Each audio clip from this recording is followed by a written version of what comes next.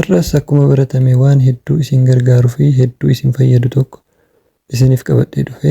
AI ajaa'ibaa kan hedduu isin gargaaru hedduu isin fayyadu tokko isiniif qabadhee dhufe.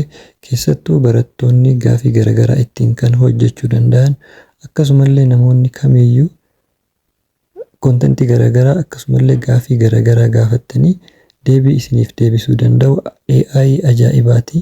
Hanga xumuraan hordofaa. Obbolawwan gara chaanaala kanaa yeroo jalqabaatiif dhuftan subscribe gochuun akka nu jajjabeessitan abdii isinirraa qabna.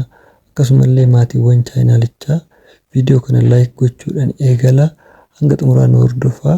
Appilikeeshina kana akkamitti akka buufattanii fi akkamitti sign in gootanii itti gargaaramuu dandeessan isinitti agarsiisa. Egaa aappii kana buufachuudhaaf gara Play Store keessanii yookaan immoo gara App Store keessanii ni deemtanii Play Store keessanirra kilik gootanii achi booda iddoo sarchii kanarratti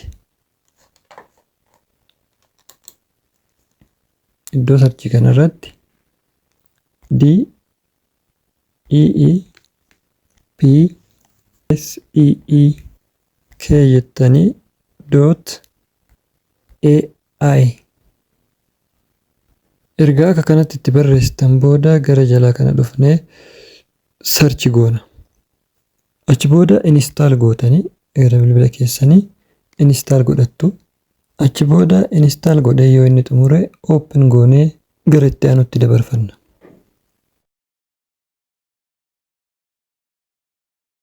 Open yeroo isin gootan interfeesii kanatti isin geessaa. Akkuma argaa jirtan jalqaba irratti iimeelii keessan yookaan immoo foon nambarii keessan lakkoofsa keessan galchaa jechaa jira. Lakkoofsa bilbilaa keessanii fi paaswordii itti galchitu jechuudha.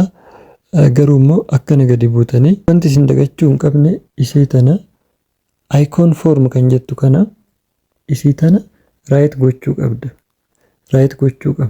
Akka kanatti right itti gochuu qabdu. Maaliif agreementii isaanii accept gochuudhaaf ishee right gochuu qabna jechuudha. Achi booda sign in with Google kan jedhu kana irra click godhanna jechuudha. Achi booda gara iimeelii nuti bilbila irraa qabnu nu geessa jechuudha haala kanaan. Achi booda iimeelii tokkos lamas sadiis yoo qabaattan akka kanatti isiniif baasa. Iimeelii tokko filattanii irra click gootanii jechuudha.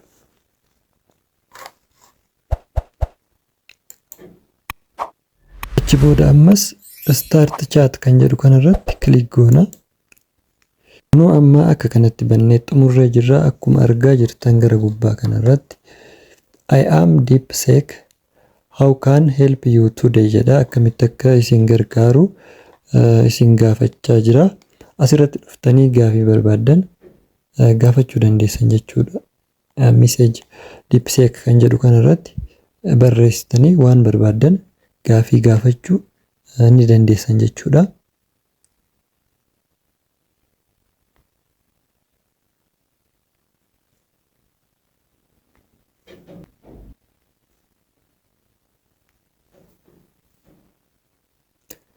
Akka kanatti waanuma barbaaddan itti barreessitanii gaafii keessan yeroo itti ergitan gaafii keessan yeroo gaafattan akka kanatti kunoo bal'inaan isiniif deebisa jechuudha. Gaafii keessan haala kanaan akkuma argaa jirtan akka kanatti isiniif deebisa jechuudha. Gaafii isin gaafattan afaanuma keessaniin jechuudha. Afaanuma barbaaddanii gaafachuu dandeessan. Ingiliffalleen afaan Oromootilleen afaanuma keessaniin jechuudha.